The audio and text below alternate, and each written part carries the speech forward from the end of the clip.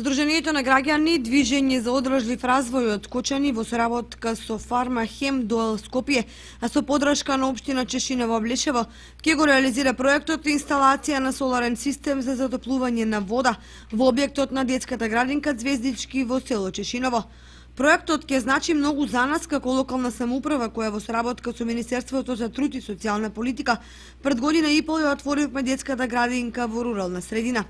Проектот очекуваме да се реализира во наредните 6 месеци и бенефитот ќе биде голем пред цена економски план и во заштедата на електричната енергија, ни изјави Костадин Личков, градоначалник на општина Чешиново Облешево.